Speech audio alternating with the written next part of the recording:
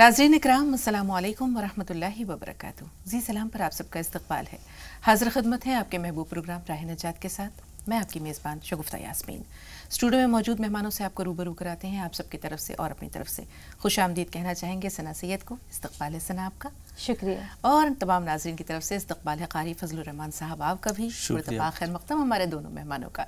तो नाज़रीन, आज 12 रबीउल अव्वल है। रबीउल अव्वल का महीना यूँ तो रसूल पाक सल्लल्लाहु अलैहि वसल्लम की विलादत बासआदत के हवाले से पूरा महीना ही हम देखते हैं कि लोग इसका ख़ास एहतमाम करते हैं। औरात का, अज़कार का, दुरूद का, वज़ाइफ का, इसाले सवाब का और नातिया महाफिल वगैरह जो है वो उसका एहतमाम होता है। आज हमारा जो मौजू है वो भी रसूल पाक सल्लल्लाहु अलैहि वसल्लम की सीरत से मुताल्लिक़ है, लेकिन जो हमारे मेहमान आज यहाँ अपनी अपनी परफॉर्मेंस पेश करेंगे और बारगाह रिसालत इमाम में हदीए नात पेश करेंगे, तो इसका आगाज़ हम सबसे पहले सना से करना चाहेंगे। सना एक खूबसूरत सी नात पेश करना चाह रही हैं, आगाज़ कीजिए सना। अस्सलामु अलैकुम वरहमतुल्लाहि वबरकातुहू। बिस्मिल्लाहिर्रहमानिर्रहीम। फूल खिलने लगे रहमतों के, फूल खिलने लगे रहमतों के, दोनों आलम करीने में आए। फूल खिलने लगे रहमतों के, दोनों आलम करीने में आए। बेसहारों की तकदीर चमकी, बेसहारों की तकदीर चमकी। मुस्तफ़ा जब मदीने में आए, फूल खिलने लगे रहमतों के। दोनों आलम सजाए गए थे, नूर ही नूर था दो जहां में। दोनों आलम सजाए गए थे, नूर ही नूर था दो जहां में। वो महीना दुल्हन बन रहा था, वो महीना दुल्हन बन रहा था। मुस्तफ़ा जिस महीने में आए, फूल खिलने लगे रहमतों के। दोनों आलम करीने में आए, फूल खिलने लगे रहमतों के।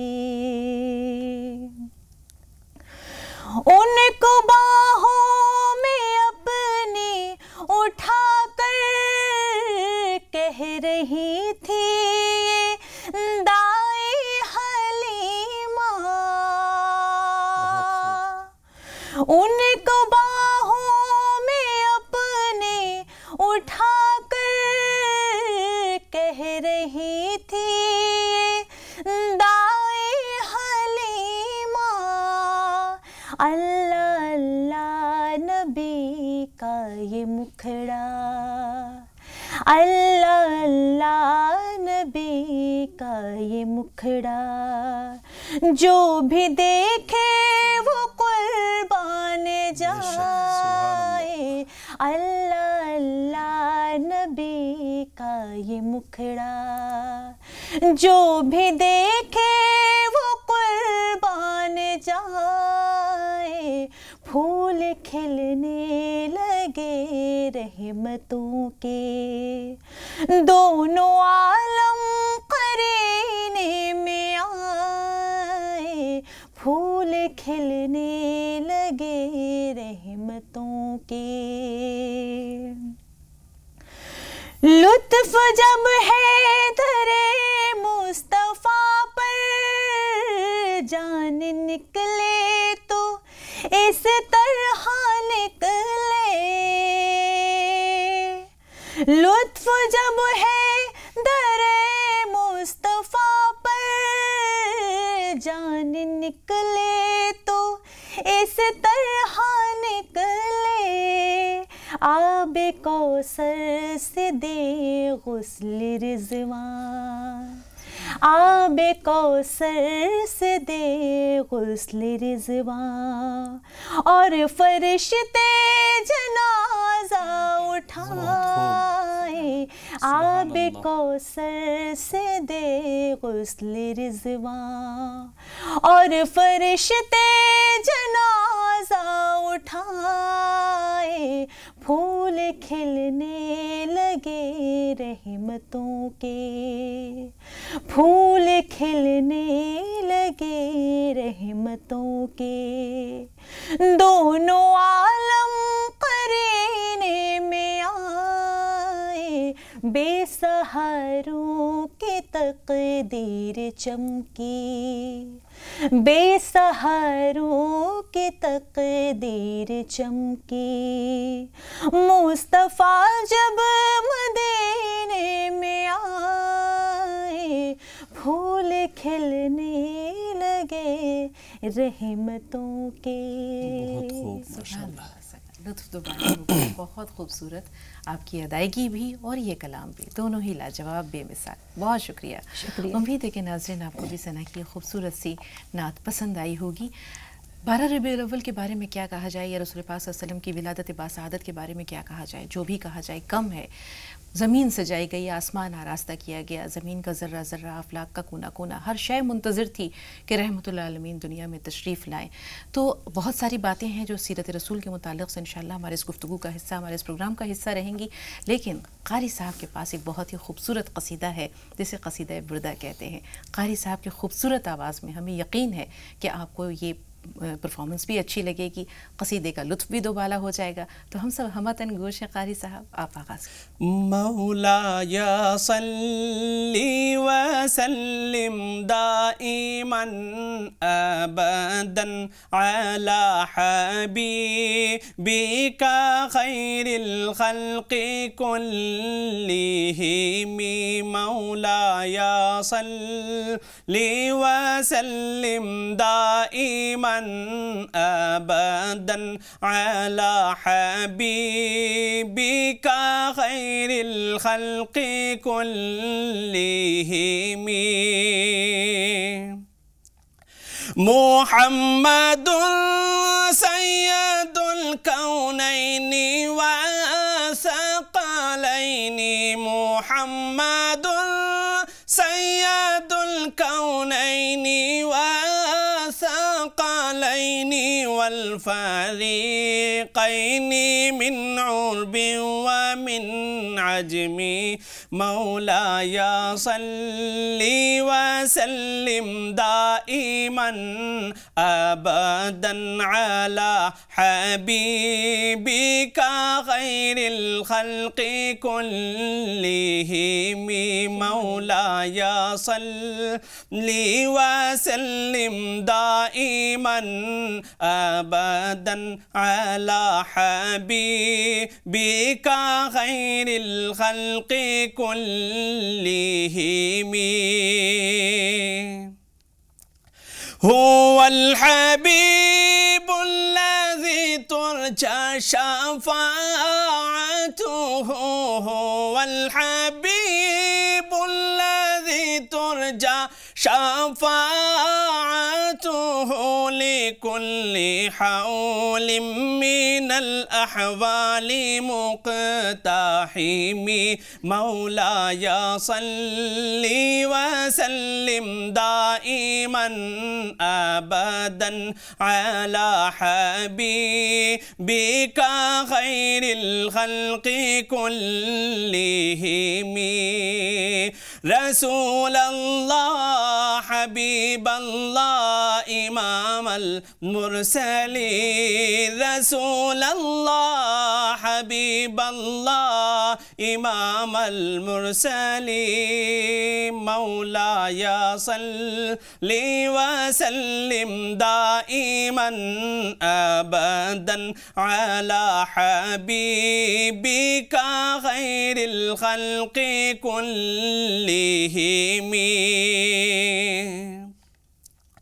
या रब्बी बिल मुस्तफ़ा बल्लिग मक़ासिदना या रब्बी बिल मुस्तफ़ा बल्लिग मक़ासिदना या रब्बी बिल मुस्तफ़ा बल्लिग मक़ासिदना वग़फ़िर लना मा मसा या वासिअल करमी मौलाया सल्ली व सल्लिम दाइमन अबदन अला हबीबिका खैरिल खल्क़ि कुल्लिहिम मौलाया सल्ली व सल्लिम दाइमन अबदन अला हबीबिका खैरिल खल्क़ि कुल्लिहिम सुम्मा रिज़ा अन अबी बकर व अन उमर सुम्मा रिज़ा अन अबी बकर व अन उमर व अन उस्मान व अन अली ज़िल करमी मौलाया सल्ली व सल्लिम दाइमन अबदन अला हबीबिका खैरिल खल्क़ि कुल्लिहिम रसूलल्लाह हबीबल्लाह इमामल मुरसलीन रसूलल्लाह हबीबल्लाह इमामल मुरसलीन। सुभान अल्लाह। क़ारी साहब, दिल तो ये चाह रहा था कि वक्त की पाबंदी ना होती तो कहते कि आप पढ़ते रहें, हम सुनते रहें, दम बखुद इसी तरह बैठे हुए। जज़ाकल्लाह, अल्लाह आपको मज़ीद कामरानियाँ अता करे, आपके दर्जात बुलंद करें, आप दोनों के बहुत बहुत शुक्रिया हमारे इस प्रोग्राम की रौनक को दोबाला करने के लिए। उम्मीद है नाज़रीन आपको ये खूबसूरत नात और ये कसीदा पसंद आया होगा। बहुत सारी बातें हैं जो आपसे करनी है, लेकिन एक छोटे से ब्रेक के बाद।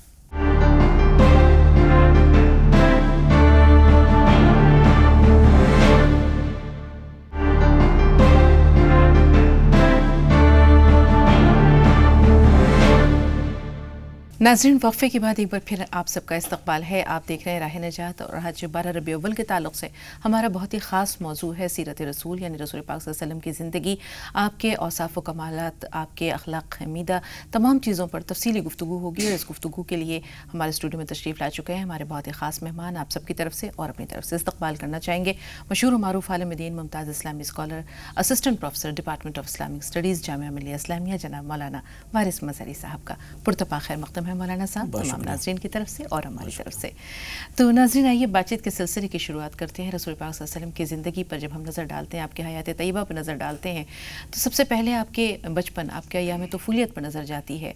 आपका जो ताल्लुक़ है वो कबीला कुरैश से था। आपके वालिद हज़रत अब्दुल्ला, आपकी वालिदा हज़रत आमिना, और अभी आप अपनी वालिदा के बतन में ही थे, शिकम मादर में ही थे कि आपके वालिद का इंतकाल हो गया, आप यतीम पैदा हुए।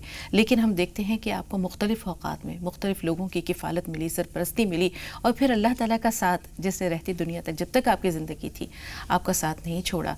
हर मौके पर, हर मुसीबत में, हर शदायत में आप अल्लाह ताला के ख़ास रहमतों के उम्मीदवार रहे, मुतमन्नी रहे, और आपकी पूरी ज़िंदगी हमारे लिए हम ये कह सकते हैं कि एक रोशन कंदील है जिससे हम इक्तिसाब फैज़ कर सकते हैं। तो आइए मुख्तसर से वक्त में बहुत कुछ जानने की कोशिश करते हैं। सबसे पहले मौलाना साहब, रसूल पाक सल्लल्लाहु अलैहि वसल्लम के बचपन पर हम नज़र डालते हैं तो हम देखते हैं कि आप यतीम पैदा हुए। आपके वालिद शाम के सफ़र पर गए थे हज़रत अब्दुल्ला, और वापसी पर मदीना में, यानी जो वक्त यसरब कहलाता था, वहाँ अपने रिश्तेदारों के यहाँ ठहरे। वहाँ की आबो हवा उन्हें जो है वो रास नहीं आई, वहाँ बीमार हो गए और वहीं इंतकाल हुआ, वहीं मदफून हुए। उसके बाद हज़रत रसूल पाक सल्लल्लाहु अलैहि वसल्लम की पैदाइश होती है। लेकिन उस ज़माने में जो एक बहुत अहम वाक़या हुआ था रूनमा, जिस पर ये आम फील भी जो है वो कहा जाता है, अबरहा का वाक़या। तो ये जो वाक़या था, इसके बारे में हम चाहेंगे कि आप मुख्तसर सी रहनुमाई फरमा दें। बहुत शुक्रिया। बिस्मिल्लाहिर्रहमानिर्रहीम, नहमदुहु व नसल्ली अला रसूलिल करीम, अम्मा बाद।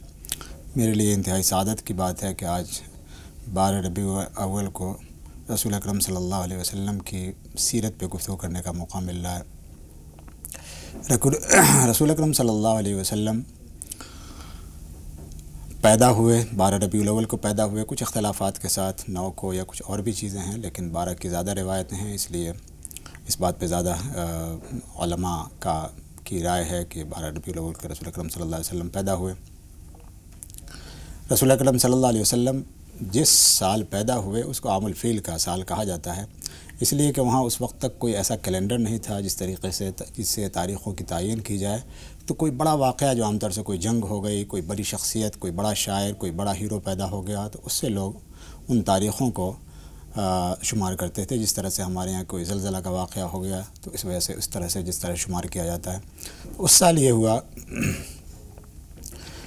کہ جس کا ذکر قرآن کریم میں الم تر کیف فعل ربک باصحاب الفیل میں اس پورے واقعے کا تذکرہ کیا گیا ہے کہ ایک ابرہہ حبشے کا سردار تھا، جو بادشاہ تھا، اس نے یہ چاہا کہ یہ جو مرکزیت ہے خانہ کعبہ کی، اس مرکزیت کو ختم کر دیا جائے۔ مختلف واقعات مفسرین نے اس کی مختلف توجیحات کی ہیں کہ کیوں اس نے ایسا اقدام کیا، لیکن بنیادی طور پہ یہ تھا، اس کو یہ تھا کہ وہ ایک یمن میں بڑا ایک کلیسا بنوائے، ایک بڑا چرچ بنوائے، اور وہ مرکزیت جو مکہ والوں کو حاصل اس میں ہو بہو کعبہ کے متوازی ہو، اس کے ماڈل کے طور پر بنوایا بھی تھا۔ وہ چاہتا تھا کہ وہ اقتصادی فوائد جو ان کو حاصل ہو رہے ہیں مکہ والوں کو، اور جو مذہبی اقتدار جو حاصل ہے مکہ والوں کو، قریش کو، اس پورے کو منتقل کر دیا جائے تاکہ وہاں اس کو اقتصادی منافع بھی حاصل ہوں اور اس کا سیاسی فائدہ ہو۔ تو اس کے بعد کا واقعہ ہمیں معلوم ہے کہ جب وہ ہاتھیوں کے ساتھ، چونکہ عرب والوں کے لیے ہاتھی ایک اجنبی سا جانور تھا، انہوں نے نہیں دیکھا تھا، تو اس لیے بھی اس کو عام الفیل کہا جانے لگا کہ ہاتھیوں والا سال، ہاتھیوں سے اس کا حملہ کیا جانا، یہ اس وقت کا ایک بڑا اور اہم واقعہ تھا۔ ایک تو خانہ کعبہ پہ حملہ، دوسری بات یہ ہے کہ ہاتھیوں کے ساتھ، جس کو عربوں نے نہیں جانا تھا، تو رسول اکرم صلی اللہ علیہ وسلم اسی سال پیدا ہوئے، اس وجہ سے وہ سال انتہائی مشہور ہوا اور کافی عربوں میں اس کا چرچا ہوا۔ یہ بھی اللہ تعالیٰ کی گویا کہ ایک بہت بڑی مصلحت تھی کہ ایسے سال میں جو مکہ ایک موضوع بحث بنا، اس کی وجہ سے رسول اکرم صلی اللہ علیہ وسلم کی اسی سال پیدائش ہوئی۔ رسول پاک صلی اللہ علیہ وسلم کا نام بڑا مختلف سا رکھا تھا، آپ کے دادا نے آپ کا نام محمد رکھا، اور کہتے ہیں کہ حضرت آمنہ جب حالت حمل میں تھی تو کسی فرشتے نے ان کے دل میں یہ القاء کیا کہ بچے کا نام احمد رکھنا۔ تو یہ دونوں نام اپنے اپنے طور پر دیکھتے ہیں کہ بہت انفرادیت لیے ہوئے ہیں، احمد جو اللہ کی سب سے زیادہ تعریف کرنے والا ہو، محمد جس کی سب سے زیادہ تعریف کی جائے۔ تو حضرت عبد المطلب سے جب لوگوں نے دریافت کیا ہے کہ بچے کا نام آپ نے بڑا نامانوس سا رکھا ہے جو اس سے پہلے ہم نے نہیں سنا، تو انہوں نے کہا تھا میں چاہتا ہوں کہ میرے پوتے کی پوری دنیا میں تعریف کی جائے۔ اپنا بچپن جب ہم دیکھتے ہیں رسول پاک کا تو وہ عام بچوں سے بالکل الگ تھا، بالکل مختلف تھا۔ کچھ ہی دنوں بعد یعنی رضاعت کے لیے آپ کو دائی حلیمہ کے سپرد کر دیا گیا۔ تو ہم دیکھتے ہیں کہ عرب میں یہ ایک خاص رواج تھا کہ نومولود بچوں کو دودھ پلانے کے لیے بدوی ماحول میں، وہاں کے جو کھلی آب و ہوا ہے، ہاں بادیہ میں بھیج دیتے تھے۔ اس کی کیا وجوہات تھی مولانا صاحب؟ بہت شکریہ۔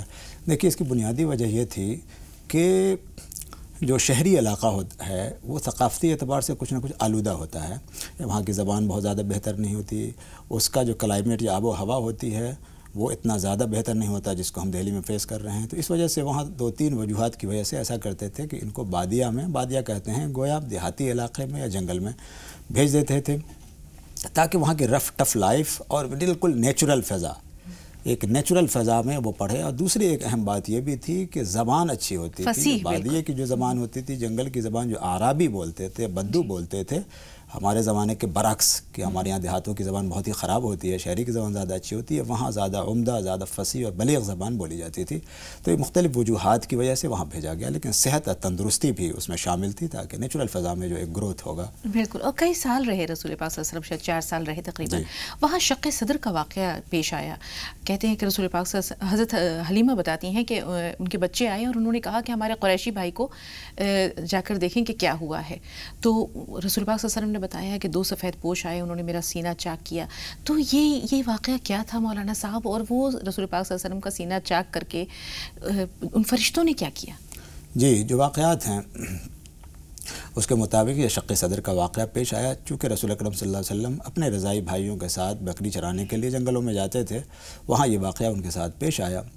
ये समझना चाहिए कि इसकी जो भी हिकमतें अल्लाह तबारक व तआला के सामने हों।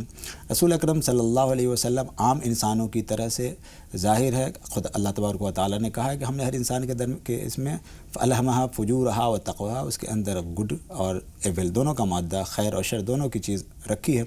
रसूल अकरम सल्लल्लाहु अलैहि वसल्लम भी ज़ाहिर इंसान हैं, बशर हैं। शक़ सदर के वाक़े में उनकी एक रूहानी तज़किया किया गया, उनका एक वो वाला मादा जिसमें जिसे शैतान का हिस्सा कहा जा सकता है कुछ, उसको अल्लाह तबारक व तआला की अपनी हिकमतों की वजह से उसे कर दिया गया, ताकि एक पूरी तरह से बचपन ही में एक मुज़क्का और मुसफ़ा गोया शख्सियत हो जाए। नबी जो होता है वो मासूम ही होता है, तो मासूमियत तो रसूल अकरम सल्लल्लाहु अलैहि वसल्लम की है, लेकिन ये वाक़या और अम्बिया के साथ पेश नहीं आया, ये ख़ास रसूल अकरम सल्लल्लाहु अलैहि वसल्लम के साथ पेश आया। इसकी पूरी मसलहत अल्लाह तबारक व तआला जानता है, लेकिन वो तज़किया मक़सूद था, क्योंकि जो वाक़यात बताते हैं कि उनके एक तश्तरी में रखा गया, सोने के तश्त में। जी बिल्कुल जी। तो मौलाना साहब तकरीबन 4 साल तक रसूल पाक सल्लल्लाहु अलैहि वसल्लम हज़रत हलीमा सादिया के पास रहे और उसके बाद फिर आप अपनी वालदा के पास लौट आए। वालदा की जो साया आतिफत था वो भी बहुत ज़्यादा दिनों तक नहीं रहा। जब आप अपनी वालदा के साथ गए मदीना में, यानी उस ज़माने में वो यसरब कहलाता था, ननिहाल था रसूल पाक सल्लल्लाहु अलैहि वसल्लम का, तो वहाँ से वापस आ रही थी जब तो अबवा के मकाम पर बीमार हुई, वहीं पर आपकी वफ़ात हो गई और वहीं पर मदफून है। उसके बाद आपकी सरपरस्ती आपके दादा ने की। दादा के पास जो आपकी ज़िंदगी गुजरी वो भी हम देखते हैं कि उसमें आपकी एक अलग शान थी, यानी शान इम्तियाज़ आपकी वहाँ पर भी झलकती थी जब आप बड़े बड़े सरदारों के दरमियान बैठते थे। उस वक्त के बारे में कुछ बताइए।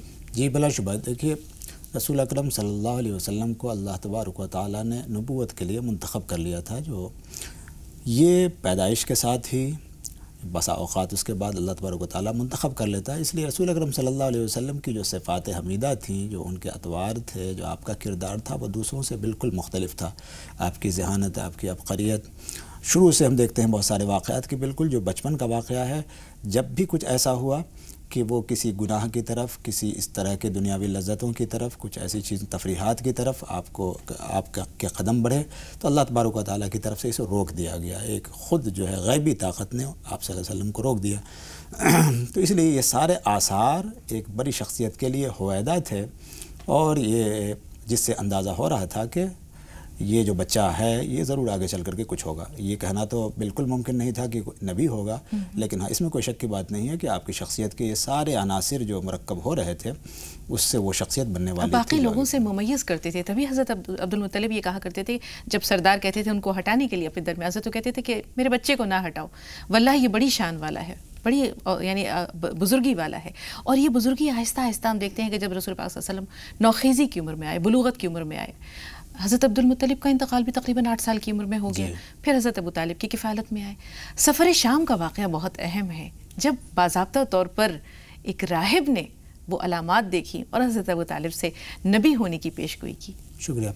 ये बहरा का वाक़या है कि बहरा राहिब ने ये देखा कि ये जो जा रहे हैं तो कोई बादल साया कर रहा है, और बाज़ दूसरी अलामात देखी। इसकी वजह से उसको ये हुआ, चूँकि वो क्रिश्चन था और उस वक्त की जो सूरत हाल थी उसमें जो ज्यूज़ थे वो काफ़ी जारे हैं, काफ़ी एग्रेसिव रवैया था उनका, क्योंकि वो इस बात की उम्मीद कर रहे थे कि कोई मेसिया, कोई मसीहा आएगा जो उनको उनके आलाम से, उनको मसाइब से निकालेगा। तो वो ये बात उनके लिए बहुत ही ज़्यादा हर्टिंग थी कि वो मक्का में कोई नबी पैदा हो, वो भी अहले अरब में पैदा हो। तो इस वजह से उसने कहा कि देखो, ये लग रहा है कि ये जो बच्चा है ये ज़रूर बड़ी शान वाला है, नबी के आसार हैं इस पे, इसलिए इसको बचाओ कि कहीं ऐसा ना हो कि उसको गज़ंद पहुँचे, तकलीफ़ पहुँचे। और इसलिए वो हज़रत अबू तालिब को इस तरह से उसने बताया। लेकिन बाज़ मुहद्दिसीन ने, उलमा के एक तबक़े ने इस वाले वाक़े पे कलाम किया है, ये इसको ऑथेंटिक नहीं माना है बहुत ज़्यादा। अच्छा, क्योंकि इससे बाज़ लोग ये नतीजा निकालते हैं कि रसूल अकरम सल्लल्लाहु अलैहि वसल्लम इसको बहुत ज़्यादा फैलाया गया। मुस्तशक़ीन ने बहुत ज़्यादा चीज़ें लिखी कि वहाँ से रसूल अकरम सल्लल्लाहु अलैहि वसल्लम ने दरअसल ये सारी ईसाइयत की तालीम वहाँ से लेकर के अपना इस्लाम एक बना लिया। तो ये बहुत ज़्यादा ऑथेंटिक नहीं है। बिल्कुल, यहाँ बातचीत के सिलसिले को आगे ज़रूर ले चलेंगे नाज़रीन, लेकिन एक छोटे से वक्फे के बाद।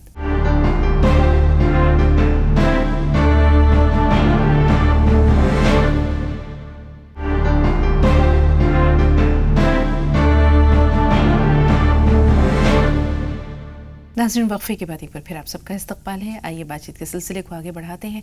तो रसूल पाक सल्लल्लाहु अलैहि वसल्लम जिस तरह बचपन में हम देखते हैं कि पाकीज़ा अखलाक के मालिक थे, बच्चों में सबसे मुख्तलिफ थे, आपकी जवानी भी उतनी ही अच्छी थी, शराफत, नजाबत और तमाम औसाफ़ हमीदा आपके अखलाक में मौजूद थे। जब आप हज़रत अबू तालिब की किफ़ालत में थे तो आपने देखा कि हज़रत अबू तालिब चूँकि ख़ुद ही कसीरुल अयाल हैं, जब आपने तिजारत में का इरादा किया, आपने हज़रत अली को भी अपनी किफ़ालत में ले लिया, और उसके बाद हम देखते हैं कि आपने हज़रत खदीजा रज़ी अल्लाह ताला अन्हा उस ज़माने में बेवा थीं, 2 शौहर उनके इंतकाल हो चुके थे, और वो अपने ग़ुलामों के ज़रिए या और लोगों के ज़रिए शाम और इराक़ में तिजारत किया करती थी। तो रसूल पाक सल्लल्लाहु अलैहि वसल्लम के सादिक़ और अमीन होने का जब चर्चा आम हुआ तो उन्होंने पेशकश की कि मेरा माल लेकर तिजारत का आप शाम को जाइए। तो ये जो मामला था, और ख़ास तौर पर उनका जो ग़ुलाम था मैसरा, उसने ये तमाम चीज़ें देखी। किन अल्फाज में आकर हज़रत खदीजा से रसूल पाक सल्लल्लाहु अलैहि वसल्लम का ज़िक्र किया मौलाना साहब? जी, रसूल अकरम सल्लल्लाहु अलैहि वसल्लम की अपनी सदाक़त और अपनी अमानत की वजह से मक्के में उनकी शोहरत हो गई थी, और इसी वजह यही चीज़ ने अट्रैक्ट किया हज़रत खदीजा को। और जैसा कि आपने बताया कि हज़रत खदीजा ने उनको अपने माल एक मुज़ारबत के तौर पे अपनी तिजारत के लिए उनको भेजा। फिर रसूल अकरम सल्लल्लाहु अलैहि वसल्लम ने वहाँ जिस तरीक़े से उनकी तिजारत की, उससे जो मुनाफ़ा हासिल हुए, ये मुनाफ़ा और वो उस मुनाफ़े में रसूल अकरम सल्लल्लाहु अलैहि वसल्लम की अपनी हिकमत व दानिशवरी, आपकी अमानत व दयानत, ये चर्चा जो उसके ग़ुलाम ने किया, उसकी वजह से हज़रत खदीजा मुतासिर हुई। उन्हें महसूस हुआ कि ये शख़्स, हालांकि वो बहुत सारे लोगों को आज़मा चुकी थी, और ये भी ज़रूरी नहीं है कि वो किसी शादी के लिए पहले से तैयार हों कि कोई ऐसा मिले और उससे वो शादी करे, लेकिन रसूल अकरम सल्लल्लाहु अलैहि वसल्लम की अपनी शख्सियत की वजह से, उनकी अमानत व दयानत की वजह से उन्हें महसूस हुआ कि इसे क्यों ना हम शादी का पैगाम दिया जाए, और फिर रसूल अकरम सल्लल्लाहु अलैहि वसल्लम की हज़रत खदीजा से शादी हुई। लेकिन वहाँ साहब, यहाँ हम देखते हैं कि उस ज़माने में, दौरे जाहिलियत में, ख़वातीन इतनी बाख्तियार थीं कि अपनी शादी का पैगाम उन्होंने अपनी किसी सहेली या कोई ख़ातून थीं जिनके ज़रिए रसूल पाक सल्लल्लाहु अलैहि वसल्लम तक भिजवाया।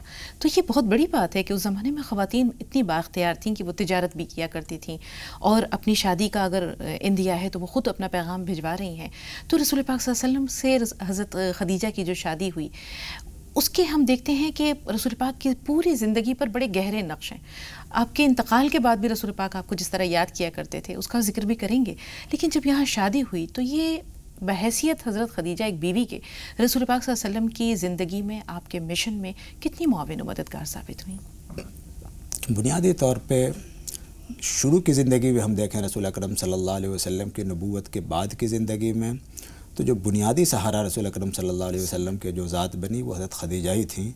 क्योंकि हम देखते हैं कि जो पहली वही नाजिल हुई गार हिरा में, और उसके बाद रसूल अकरम सल्लल्लाहु अलैहि वसल्लम जो घबराए, जो आपके अंदर इज़्तिराब पैदा हुआ, उस इज़्तिराब को ख़त्म करने वाली, उसमें आपकी मुआवनत करने वाली और आपको तस्कीन देने वाली हज़रत खदीजा रज़ी अल्लाह ताला अन्हा ही थी। वही फिर वर्क़ा इब्न नौफल के पास ले गई।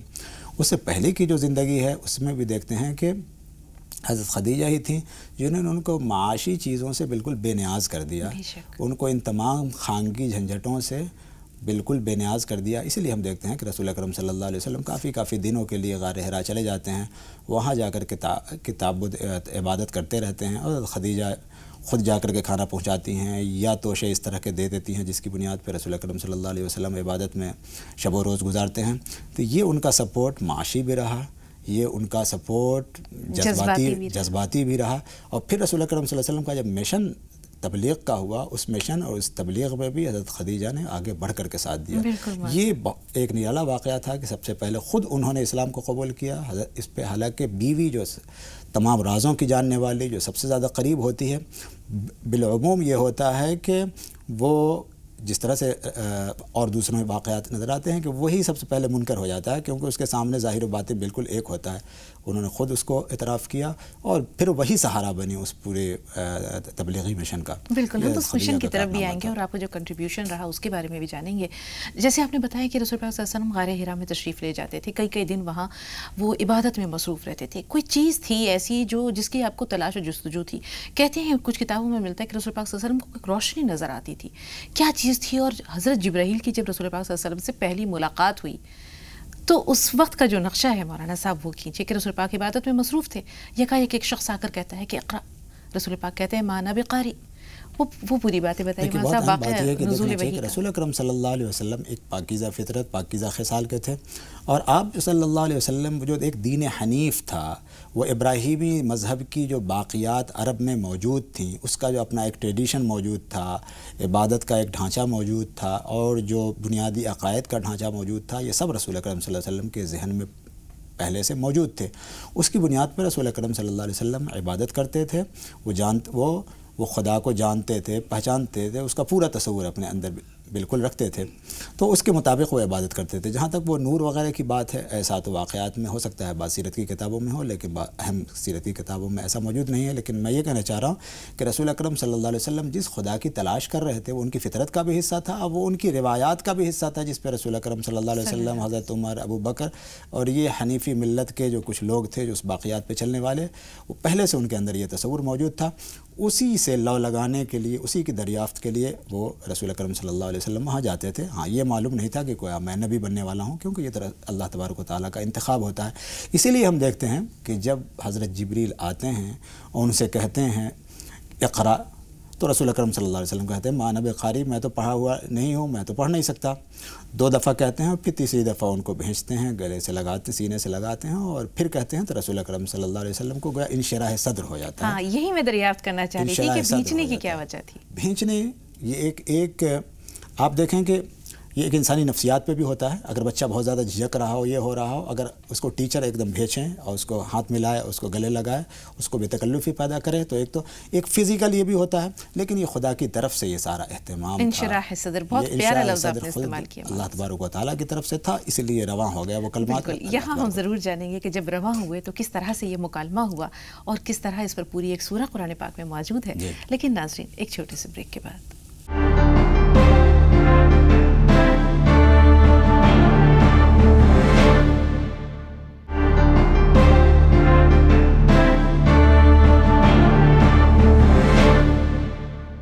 नाज़रीन, वक्फे के बाद एक बार फिर आप सबका इस्तकबाल है। बातचीत के सिलसिले को वहीं से आगे बढ़ाते हैं जहां हमने इसे छोड़ा था। जी मौलाना साहब, वही के जो अल्फाज थे, सूरह अलग के जो अल्फाज हैं, उसके बारे में बताइए। किस तरह दोनों के दरमियान मुकालमा हुआ, या किस तरह हज़रत जिब्राईल अलैहिस्सलाम पढ़ते गए और आप दोहराते रहे? जी, तो रसूल अकरम सल्लल्लाहु अलैहि वसल्लम को शरह सद्र हो गया और वो ख़ुद ब खुद अल्फाज आपकी ज़बान मुबारक पे जारी हो गए। इक़रा बिस्मि रब्बिकल्लज़ी ख़लक़, ख़लक़ल इंसान मिन अलक़, ये 4-5 आयतें जो कुरान करीम की सूरह इक़रा की पहली आयतें हैं, और उसका पैगाम भी काबिल गौर है। देखना है कि सबसे पहले जो पैगाम आया, जो सबसे पहली वही आई, वो पढ़ने के मुताल्लिक़ आए कि अपने रब के नाम से तुम्हें पढ़ो। ये एक गोया नई हिस्ट्री, एक नई तारीख़ की, इंसानी तारीख़ में शुरुआत थी। फिर रसूल अकरम सल्लल्लाहु अलैहि वसल्लम इस वाक़े से, चूँकि ये वाक़या बिल्कुल एक अजनबी था उनके लिए, जो बिल्कुल एक गैर मुतवक्क़े था, इस वजह से घबराना बिल्कुल एक फ़ितरी सी चीज़ थी।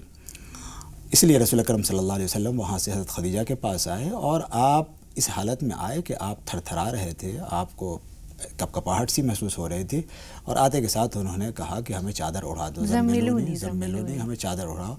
ये ज़म्मिलूनी का लफ्ज़ जो है अल्लाह तबारक व तआला को इतना पसंद आया कि जब कुरान की दूसरी सूरत नाज़िल हुई, सूरह मुज़म्मिल, तो उसमें आपने, अल्लाह तबारक व तआला ने आपको ए चादर में ढके हुए, ढकने वाले, इसी से आपको खिताब किया, उसी सेगा और उसी लफ्ज़ का इंतखाब किया जो रसूल अकरम सल्लल्लाहु अलैहि वसल्लम से पहली वही के मौके पर नाज़िल हुआ था। यहाँ हज़रत खदीजा रज़ी अल्लाह तआला अन्हा का जो रोल है, किस तरह एक बीवी, एक मोहने से गमखार, एक गमगुसार की हैसियत से उन्होंने जो अल्फाज अदा किए वो बड़े तारीख़ी हैं। पहले तो रसूल पाक को तस्कीन पहुँचाई, फिर वर्क़ा बिन नौफ़ल के पास गई। जी, तो हज़रत खदीजा के पास जब रसूल अकरम सल्लल्लाहु अलैहि वसल्लम गए और जब आपसे अहवाल बयान किए, तो सबसे पहले जो बात थी, और ये बात जो रसूल अकरम सल्लल्लाहु अलैहि वसल्लम को तस्कीन देने वाली और आपके ढाढ़स बंधाने वाली थी, वो गैर मामूली है, और वो देखना चाहिए कि क्या है। हज़रत खदीजा ने कहा कि आपको अल्लाह तबारक व तआला ज़ाया नहीं करेगा, इसलिए कि इन्नका लतसिलुर रहम, इसलिए कि आप तो रिश्तेदारियाँ बनाते हैं, आप तो रिश्तों को जोड़ने वाले हैं। इसी तरीक़े से लितक़री दैफ़, आप जो है मेहमान नवाजी करने वाले हैं, आप दूसरों के क़र्ज़ को निजात दिलाने वाले हैं, आप दूसरे के बोझ को उठाने वाले हैं, और आप गरीबों और मिस्कीनों की एआनत और मदद करने वाले हैं। ये वो सारी की सारी अखलाक़ी सिफ़ात थीं जो रसूल अकरम सल्लल्लाहु अलैहि वसल्लम की सिफ़ात महमूदा थीं, और शुरू से आपकी शख्सियत का गोया के जुज़ थीं। इसी को हवाला बना करके आपने कहा حضرت خدیجہ نے ڈھارس بڑھائی کہ جو اس طریقے سے انسانیت کے لیے، جو اپنے سماج کے لیے جو اس طرح سے ہو، اللہ تبارک و تعالیٰ اس کو ضائع نہیں کر سکتا، اس لیے آپ مطمئن رہیں۔ پھر حضرت خدیجہ آپ کو ورقہ ابن نوفل کے پاس لے گئیں جو ان کے چچا زاد بھائی تھے، اور انہوں نے عیسائیت اختیار کر لی تھی، پہلے مشرکین میں سے تھے بعد میں، لیکن وہاں اس وقت کے مکہ میں سب سے زیادہ قابل، فاضل اور عبقری شخصیت تھے۔ جب ورقہ ابن نوفل کے پاس لے گئے تو ورقہ ابن نوفل نے جو بات کہی اس نے رسول اکرم صلی اللہ علیہ وسلم کے ذہن کا مطلع گویا صاف کر دیا کہ اچھا یہ کچھ ہونے والا ہے، یہ کچھ ہوا ہے، کیونکہ ورقہ ابن نوفل نے کہا کہ جو کچھ بھی آپ کے پاس ہوا ہے، جو آپ کے پاس جو شخصیت آئی تھی وہ وہی ناموس ہے۔ یہ لفظ ناموس استعمال کیا گیا جو گریک کا لفظ ہے نوموس، کہ جو موسیٰ کے پاس آیا تھا، تو لگتا ہے کہ وہی ناموس آپ کے پاس آیا ہے، اور ایسا محسوس ہو رہا ہے کہ جس طریقے سے موسیٰ کو ان لوگوں نے شہر چھوڑنے پہ مجبور کر دیا تھا، آپ کی قوم بھی آپ کے پیچھے پڑ جائے گی اور آپ کو بھی اپنا شہر چھوڑ دینا پڑے گا، اور اگر میں اس وقت ہوا تو میں آپ کی معاونت کروں گا، میں آپ کا ساتھ دوں گا۔ لیکن ایسا ہوا کہ چونکہ ورقہ ابن نوفل جو اس طرح کی جو آسمانی کتابیں تھیں، اسکرپچر تھے، وہ ان کی نگاہ میں تھیں، وہ ان سے واقف تھے، جبکہ اس وقت جب رسول اکرم صلی اللہ علیہ وسلم آئے ہیں پڑھنے لکھنے والے لوگ بہت ہی کم تھے مکہ میں، تو اس اعتبار سے ان کا امتیاز تھا، اور بالکل وہی ہوا تو رسول اکرم صلی اللہ علیہ وسلم چونکے کہ اچھا میری قوم مجھے نکال دے گی، کہا کہ ہاں بالکل نکال دے گی، اس لیے آپ کا پیغام ایسا ہوگا کہ یہ ایک فطری چیز جو انبیاء کے ساتھ پیش آتی ہے وہ آپ کے ساتھ پیش آئے گی، کیونکہ اللہ تبارک و تعالیٰ لگتا ہے کہ آپ کو گویا کہ انتخاب گویا کہ کر لیا ہے۔ یہاں ہم دیکھتے ہیں کہ پھر آگے وہ چیزیں آتی ہیں سامنے، لیکن ہم اس مخالفت کی جانب بھی بڑھیں گے۔ جب آپ نے اپنے گھر میں اس بات کا ذکر کیا، یا حضرت ابوبکر صدیق سے جو آپ کے بہت گہرے دوست تھے، حضرت علی جو آپ کی کفالت میں تھے، تو ان لوگوں نے بنا سوچے سمجھے اسلام قبول کر لیا۔ کہتے ہیں حضرت خدیجہ خواتین میں، حضرت زید جو آپ کے غلام تھے انہوں نے غلاموں میں، حضرت علی نے لڑکوں میں اور بچوں میں، اور حضرت ابوبکر نے مردوں میں سب سے پہلے اسلام قبول کیا۔ پھر آہستہ آہستہ یہ دائرہ بڑھا، لیکن اللہ تعالیٰ نے کہا کہ وانذر عشیرتک الاقربین، اپنے جو قریبی رشتہ دار ہیں ان کو اس بات سے مطلع کرو یا اس بات سے ڈراؤ۔ تو رسول پاک صلی اللہ علیہ وسلم نے اپنے یعنی اس کا دعوت و تبلیغ کا آغاز کیسے کیا؟ بہت شکریہ۔ دیکھیے ایک فطری جو ایک طریقہ کار ایک داعی کے لیے ہوتا ہے، جو فطری ایک ایجنڈا اللہ تبارک و تعالیٰ کی طرف سے داعی کا ہوتا ہے، وہ رسول اکرم صلی اللہ علیہ وسلم کی زندگی میں بالکل نظر آتا ہے۔ سب سے پہلے ان کو آپ صلی اللہ علیہ وسلم کو کہا گیا کہ یا ایھا المزمل قم اللیل، تم رات میں اٹھو عبادت کرو، یعنی پہلے اپنی شخصیت کو بناؤ۔ دوسری جو سورہ مدثر نازل ہوئی اس میں بھی کہا گیا کہ وَثِيَابَكَ فَطَهِّرْ وَالرُّجْزَ فَاهْجُرْ، تم اپنے کپڑے کو پاک صاف رکھو، اس طرح کے نجاستوں سے بالکل دور رہو، پاکیزہ رہو۔ یہ اس بات کو ہے کہ پہلے نمبر پہ اپنی شخصیت کو بہتر بناؤ، قابل کشش بناؤ، اپنا ایک نمونہ پیدا کرو جو لوگوں کے لیے اٹریکٹیو ہو۔ دوسرے نمبر پھر کہا گیا کہ یا ایھا الذین آمنوا، پھر یہ کہا گیا کہ آپ جو ہے اپنے خاندان والوں کو دعوت دیں، وانذر عشیرتک الاقربین۔ پھر اس کے بعد تیسرے مرحلے میں آپ صلی اللہ علیہ وسلم سے کہا گیا کہ لتنذر ام القری ومن حولھا، کہ آپ جو ہے مکہ والوں کو دعوت دیں۔ تو گویا فرد کے بعد پھر اپنی فیملی کے بعد اب آس پاس کے لوگ جو شہر کے عشیرتک الاقربین، اپنے خاندان کے لوگوں کو پہلے آپ تبلیغ کریں، پھر اس کے بعد لتنذر ام القری ومن حولھا، ام القری یعنی مکہ۔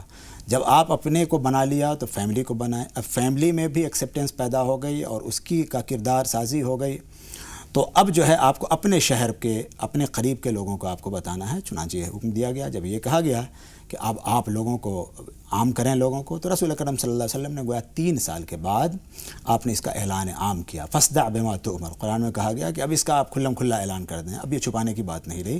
اس وقت تک رسول اکرم صلی اللہ علیہ وسلم نے اپنی تبلیغ کو چھپایا تھا، جب یہ کہا تو اب وہ صفا پہ گئے رسول اکرم صلی اللہ علیہ وسلم پہ اعلان عام کے لیے، کیونکہ اب یہ ان کے لیے ضروری ہو گیا تھا کہ اس پیغام کو عام کیا جائے، اور پھر ہم جانتے ہیں کہ کیا ہوا کہ صفا پہ جا کر بالکل۔ لیکن مولانا صاحب کہتے ہیں کہ رسول پاک صلی اللہ علیہ وسلم کی جو شرافت تھی، نجابت تھی، آپ کو صادق اور امین بہت پہلے سے لوگ کہتے تھے۔ اسی طرح خانہ کعبہ کی جو تعمیر نو ہوئی اور حجر اسود کو نصب کرنے کا بھی معاملہ تھا، وہ بھی آپ کی خوش اسلوبی سے بڑی خوبصورتی سے نمٹ گیا تھا، لوگ اپنی امانتیں آپ کے پاس رکھوایا کرتے تھے۔ لیکن جب آپ نے برملا اعلان حق کیا، لوگوں کو توحید کی جانب بلایا، کوہ صفا پر چڑھ کر، اور کہا کہ اگر میں یہ کہوں کہ پیچھے سے لشکر آ رہا ہے تو کیا تم مان لو گے؟ تو لوگوں نے کہا کہ بے شک مان لیں گے، آپ صادق ہیں، آپ امین ہیں۔ لیکن وہ لوگ جو ان چیزوں کا اعتراف کرتے تھے وہ وحدانیت کے دشمن کیوں ہو گئے یا اس کے منکر کیوں ہو گئے؟ یہ بالکل ان کے ٹریڈیشن کے خلاف بات تھی۔ وہاں جو مکے میں جو کر رہے تھے وہاں کوئی یہودی نہیں تھا، یہ سارے کے سارے پولیتھیسٹ تھے، سارے کے سارے مشرکین تھے۔ ان مخالفین میں خود ان کے چچا ابو لہب شامل تھے اور سب سے زیادہ بالکل پیش تھے، کیونکہ یہ جو ایک ذہن بنا ہوا تھا پہلے سے جس کو قرآن نے بار بار کہا ہے ما الفینا علیہ آبانا، آبا و اجداد کی ایک تقلید، تو یہ ان کے گھٹیوں میں اس طرح سے پڑی ہوئی تھی، ذہن اس طرح سے بنا ہوا تھا سینکڑوں سالوں سے، کہ ان کو لگ رہا تھا کہ بالکل یہ ہمارے سارے ٹریڈیشن، ہمارے سارے رسوم و رواج، ہماری پوری تاریخ کے بالکل ایک خلاف بات ہے۔ اس لیے ان کی طرف سے مزاحمت جو مکہ کے مشرکین کی طرف سے ہوئی وہ تو اس وجہ سے پیدا ہوئی، جس کا قرآن میں سینکڑوں آیتوں میں یہ کہا گیا کہ کیا ہم چھوڑ دیں جن کو ہمارے باپ دادا پوجتے ہیں۔ بعد میں جو یہودیوں کی مخالفت ہوئی وہ تو اس وجہ سے ہوئی کہ یہ قریش میں کہاں سے آ گیا، کیونکہ وہ تو اس سے واقف تھے، وہ اس سے جانتے تھے کہ کوئی نہ کوئی نبی آئے گا، لیکن ان کی مخالفت کی وجہ دوسری تھی۔ لیکن ان کی مخالفت کی وجہ یہ تھی کہ یہ تو ایسا ہو رہا ہے کہ جو گویا ہمارے باپ دادا کو، ہمارے آبا و اجداد کو گمراہ قرار دینا ہے، ان کی تحمیق کرنا، ان کو احمق بنانا ہے، گویا کہ آپ زیادہ قابل اور فاضل لوگ آ گئے۔ ہم دیکھتے ہیں کہ یہی رویہ ہمارا آج بھی مختلف چیزوں میں سامنے آتا ہے کہ جو چیز ٹریڈیشن میں چلی آ رہی ہے اس کو ہم کیسے توڑ سکتے ہیں، کیسے اس کو ہم بالکل۔ بس ابھی یہود و نصارہ کا جو ذکر آیا تو یہود و نصارہ یثرب کے آس پاس آ کر یثرب میں رہنے لگے تھے اور مکہ کے آس پاس انہوں نے اپنی بستیاں بسا لی تھیں۔ کیا شام وغیرہ کو چھوڑ کر، جو کہ ان کے آباء و اجداد اور تمام انبیاء کی سرزمین تھی، اس کو چھوڑ کر یثرب چلے آنا اسی بات کی علامت تھی کہ انہیں ایک نبی موعود کا انتظار تھا کہ ایک نبی ہوگا اور وہ شاید ان میں سے ہی ہو یا اس سرزمین میں ہو؟ ان کی بستیاں وہاں بسا لینے کی کیا یہ وجہ ہو سکتی ہے؟ نہیں، ہوا یہ تھا کہ یہ سب تو یہودی جو مدینہ کے تھے وہ دراصل یمن کے تھے۔ وہ یمن میں جب مارب ڈیم تھا ایک بہت بڑا، وہ ٹوٹ گیا اور اس کی وجہ سے معاشی مسائل پیدا ہو گئے، ان کی جو خوشحالی تھی وہ ختم ہو گئی، جو اس طرح سے جو زراعت ہوتی تھی، تو پھر ایک ہجرت ہوئی۔ تو ہجرت کے نتیجے میں وہ وہاں سے نکل کر جو مختلف جگہوں پہ گئے تو وہاں سے مدینے میں بھی آ گئے، کیونکہ مدینہ بھی سرسبز و شاداب جگہ تھی، طائف اور مدینہ سرسبز و شاداب جگہ تھی۔ وہاں آ کر کے انہوں نے اپنا گھر بسایا اور وہاں ان کی آبادی قائم ہوئی۔ بالکل۔ ماں صاحب ہم ایک بار پھر آ رہے ہیں قریش کی اظہار ثانیوں کی جانب، ان کی مخالفتوں کی جانب۔ ہم دیکھتے ہیں کہ رسول پاک صلی اللہ علیہ وسلم کو بہت سختیوں کا جو ہے وہ سامنا کرنا پڑا۔ لوگ راستے میں کانٹے بچھا دیتے تھے، آپ پر غلاظتیں پھینک دیتے تھے۔ خود ابو لہب اور اس کی بیوی کے بارے میں سورہ لہب نازل ہوئی۔ بالکل۔ تو ہم دیکھتے ہیں کہ تمام تر سختیاں جھیلنے کے باوجود آپ نے اپنا وطن نہیں چھوڑا اور سختیاں برداشت کرتے رہے۔ آہستہ آہستہ اسلام کا جو دائرہ کار ہے وہ بڑھتا رہا، حلقہ توحید بڑھتا رہا، لوگ اسلام قبول کرتے رہے۔ اسی دوران دو بہت عظیم شخصیتوں نے اسلام قبول کیا، ایک حضرت حمزہ کا قبول اسلام کا واقعہ ہے اور ایک حضرت عمر فاروق کا، جو کہتے ہیں کہ رسول پاک صلی اللہ علیہ وسلم کی دعاؤں سے، منتوں سے مانگے ہوئے عمر ہیں۔ تو پہلے ہم حضرت حمزہ کی بات کرتے ہیں۔ رسول پاک کو اپنے چچا کے اسلام قبول کرنے سے کتنی تقویت ملی؟ جی، حضرت حمزہ کی شخصیت یہ تھی کہ وہ بہادر آدمی بھی تھے بہت زیادہ، ایک تو بہت زیادہ انفلوئنشل اپنے سماجی حیثیت میں تھے، کیونکہ ظاہر ہے وہ بھی عبد المطلب کے بیٹے تھے اور عبد المطلب کا جو دبدبہ تھا اس پورے قریش پہ، تو اس کی وجہ سے ان کا اسلام قبول کرنا حضرت حمزہ کا، اسی لیے جب انہوں نے کہا کہ کیا میں نے اس کو یہ جو واقعہ ہے جو تفصیلی ہے کہ ہم نے اس کو پیٹ دیا اور مار دیا، تو رسول اکرم صلی اللہ علیہ وسلم نے کہا کہ خوشی کی بات کیا ہے؟ خوشی کی بات تو یہ ہوگی کہ آپ اسلام قبول کر لیں۔ انہوں نے اسلام قبول کر لیا۔ ایک زبردست تقویت کا باعث اس لیے بھی بنا کہ ان کے خاندان کے ایک بڑے بزرگ کا اسلام قبول کرنا تھا، ایک چچا کا بھتیجے پہ اسلام قبول کرنا تھا، اس کے مشن کو قبول کرنا تھا۔ اس سے جو تقویت مل سکتی تھی وہ غیر معمولی تھی، کیونکہ ایک دوسرے جو چچا تھے وہ آخری حد تک دشمن تھے، اس وجہ سے بھی ان کی تقویت کا بہت بڑا سامان ہوا۔ پھر دوسری تقویت کا سامان ایک دوسری حیثیت سے جو ہے جو حضرت عمر فاروق سے حاصل ہوا۔ اور حضرت حمزہ رسول پاک صلی اللہ علیہ وسلم کے رضائی بھائی بھی ہیں۔ جی، یہ بھی ایک بہت بڑی بات ہے کہ آپ سے جو ہے آپ کے وہ رضائی بھائی بھی ہیں اور پھر آپ کے سب سے محبوب چچا بھی تھے وہ۔ اب ہم حضرت عمر فاروق کے واقعے کی طرف آتے ہیں۔ نکلے تو تھے نعوذ باللہ رسول پاک صلی اللہ علیہ وسلم کو قتل کرنے کے ارادے سے، لیکن خود کہتے ہیں کہ اللہ تعالیٰ نے ان کے دل کو ایسا مسخر کیا کہ وہ اپنی اسی تلوار کو لے کر رسول پاک کے پاس پہنچے دارالارقم میں۔ وہاں لوگوں نے کہا کہ کون ہے؟ پوچھا کہ کون ہے تو کہا عمر بن خطاب، اور ننگی تلوار بھی ہے ہاتھ میں۔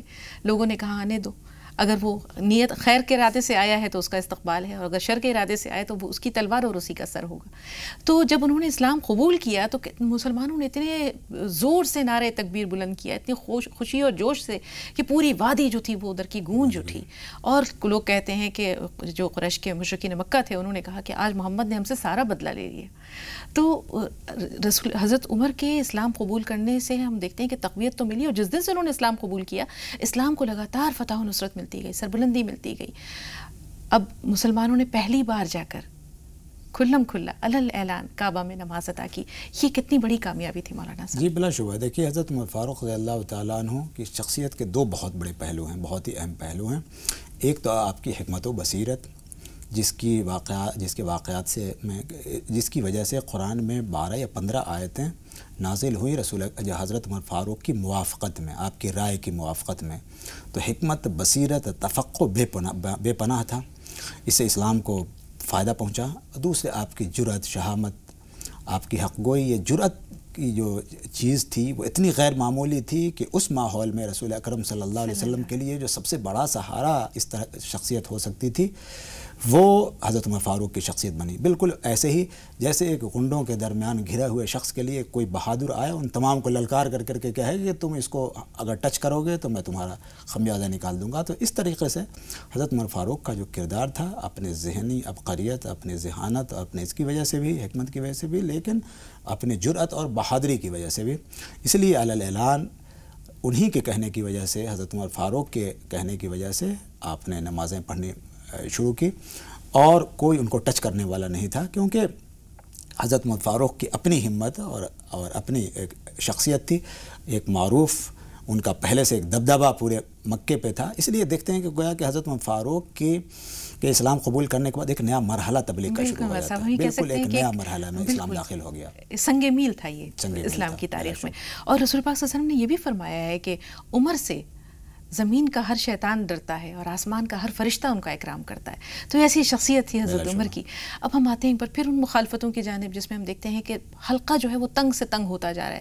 ایسے میں ایک بڑا سہارا حضرت ابو طالب تھے، آپ کے چچا، اور حضرت خدیجہ. حضرت ابو طالب کے پاس ہم کہتے ہیں کہ دیکھتے ہیں قریش کے جو لوگ آئے اور انہوں نے طرح طرح کی ترغیبات دیں.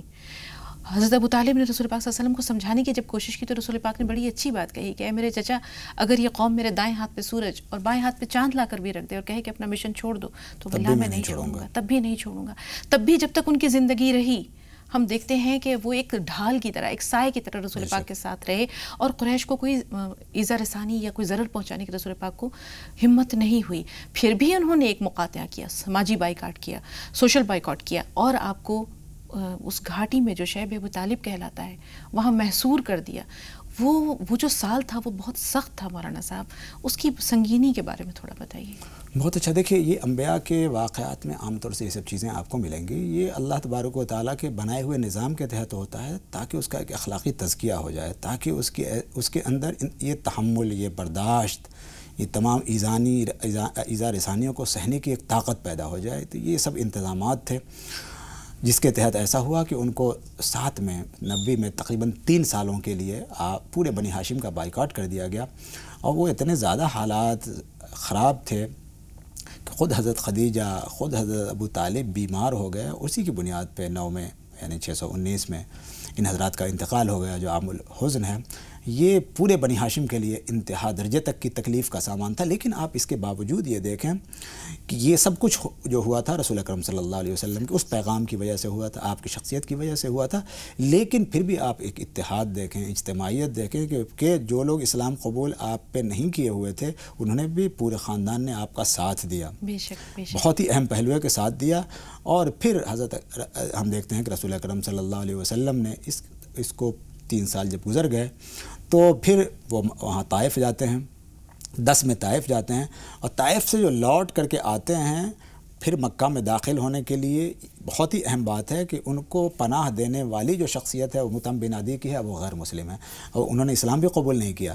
لیکن اس بائیکاٹ کے موقع پہ جب رسول اکرم صلی اللہ علیہ وسلم بالکل پورا خاندان ڈھہ گیا تھا اور ان کو بالکل پناہ حاصل نہیں ہو رہی تھی، بالکل الگ تھلگ کر دیا گیا تھا، اس وقت یہ غیر مسلم نے پناہ دی اور رسول اکرم صلی اللہ علیہ وسلم مکے میں داخل ہوئے اور اپنی تبلیغ کا کام کیا. بالکل مولانا صاحب، سفر طائف کا جو واقعہ ہے وہ بہت اہم ہے اور اس کی جو تفصیلات ہیں وہ بھی بہت ضروری ہے. بہت ساری باتیں ہیں اس میں جو انشاءاللہ آپ سے بالکل دلگداز واقعہ ہے، بہت تکلیف دہ. کہتے ہیں کہ رسول پاک صلی اللہ علیہ وسلم پر شاید اس سے زیادہ سخت ترین دن کوئی نہیں تھا. حضرت عائشہ کی زبانی جب یہ جانا انہوں نے کہ آپ پہ کون سا دن سب سے زیادہ سخت ترین تھا تو آپ نے بتایا تھا کہ طائف کا دن اور سفر طائف. تو اس پہ آپ کی تفصیلی انشاءاللہ رہنمائی درکار ہوگی، اس کے لیے ہمیں ایک ملاقات اور چاہیے ہوگی انشاءاللہ آپ سے. تو بات چیت کے سلسلے کو فی الحال یہاں پر ہم روکتے ہیں انشاءاللہ اگلی ملاقات تک کے لیے. لیکن تمام ناظرین کی طرف سے آپ کا بہت بہت شکریہ اسٹوڈیو میں تشریف آوری کے لیے اور تمام ناظرین کی بھرپور رہنمائی کے لیے. جزاک اللہ. بہت شکریہ. تو ناظرین آج ہماری گفتگو اور ہماری ملاقات کا سلسلہ یہیں تک. باقی باتیں اور باقی گفتگو انشاءاللہ اگلی ملاقات میں. لیکن زی سلام پر لگاتار خبروں کا سلسلہ جاری ہے. بلا توقف 25 اہم خبریں آپ کے پیش نظر ہیں. آپ زی سلام دیکھتے رہیں. ہمیں اجازت دیجیے. السلام علیکم ورحمۃ اللہ وبرکاتہ.